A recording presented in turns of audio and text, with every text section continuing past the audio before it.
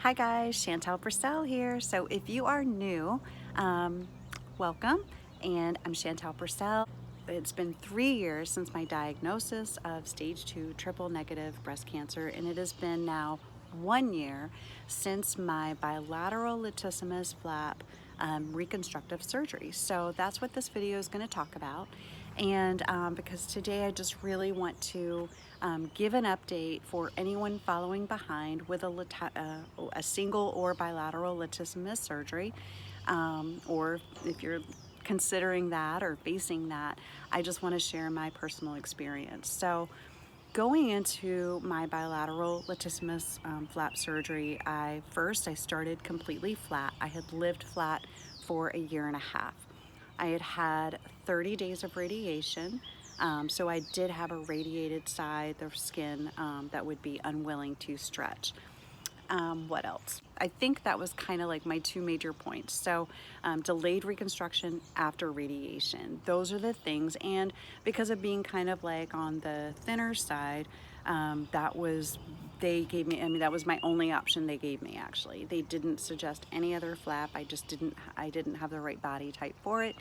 And so that's what we did. So I was hesitant because of the invasive nature of the surgery, where they have to go in and cut into your back, creating more opportunity for trouble, for infection, for, anything could happen. And of course, more healing time. And they retrieve muscle. They actually put it under your skin to the front, to bring it to the front to create more of a pocket to hold an implant, as well as a cushioned barrier where skin can be a little compromised after radiation. So with the invasive nature of the surgery, it was a difficult decision. As you can imagine, I was really concerned and probably had the same concerns as what you have, like range of motion. Is this going to affect my life? How am I going to be able to move afterwards? And that's what I want to share with you 1 year after surgery. So it's been just over a year actually. I am so happy and grateful to report that I do have really good range of motion, with like all sides. Strength as far as the back and chest go, of course, it's still kind of compromised because I did have my most recent exchange, last sort of final of the reconstructive surgeries 4 months ago. So for that reason, I haven't really had the opportunity to really build back good solid strength. I'm trying and I'm in the process, but I'm able to do actually push-ups. Now, I've never really been a good push-up person, but I'm able to do sort of like more girly style push-ups and some yoga poses. And I did swim over the summer and things like that. And I did notice that a couple of different strokes, like breaststroke was kind of easier, but certain strokes, actually just like the front crawl, was more difficult than like the breaststroke. So you're just using muscles in a different way. Not that it's impossible, but it was a little challenging.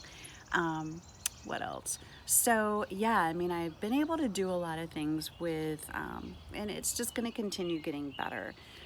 One thing that I've had sort of complicating, and you might as well, is during my bilateral mastectomy, they did retrieve like 20 lymph nodes from my cancer side, which is also my radiation side. So with those 20 lymph nodes being removed, that makes me a great candidate for lymphedema. Anyway, so I do have lymphedema. So because of that, in trying to build my upper body strength and doing like push-ups or yoga or different poses, or even just lifting weights, those repetitive movements, or utilizing this arm so much, definitely aggravates and makes my lymphedema flare up. So that's a whole nother issue. So I will save that one for another video, and I might just go over and do that now, but hopefully I've sort of helped to shine a little light from 13 months post-op for a bilateral latissimus flap surgery. feel free to reach out to me personally if you are a breastie. I don't share photos like out, you know, in the internet and stuff, but I do share photos personally. So if you are a verified breast cancer person, it will be verified. I'll check you out. But if you are a verified breast cancer person, I will happily share my latissimus flap photos with you, because when I was, during the year and a half that I lived flat after my bilateral mastectomy, I looked all over trying to find just anybody who had had the surgery so that I could see real life photos of someone. They didn't exist. And I finally, right before, literally right before my surgery, to have this latissimus surgery done, I finally met one lady in a chat room. She wasn't doing any photos, no videos, no nothing. And I met her in a support chat room, and she was gracious enough to share some photos with me of the front and the back. And it was because of her willingness to do that for me that I was able to go into my surgery with a lot less fear than I previously had. I mean, the minute she shined a little light on that, it was less scary.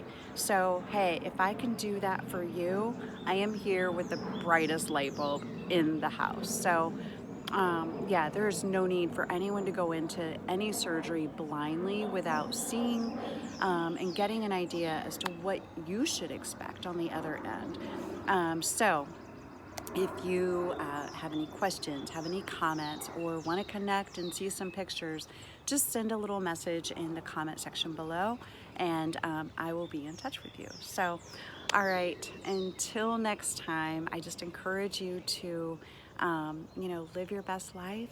And, you know, I say that, and a lot of people, I don't think, really understand what I say.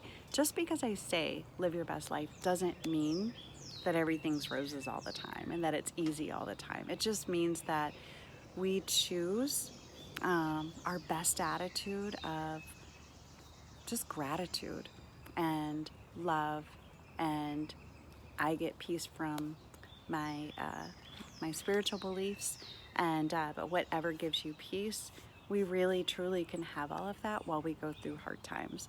So, all right. So until next time, my friends, just know that I'm sending you so much love and light for your path. Love you. Bye.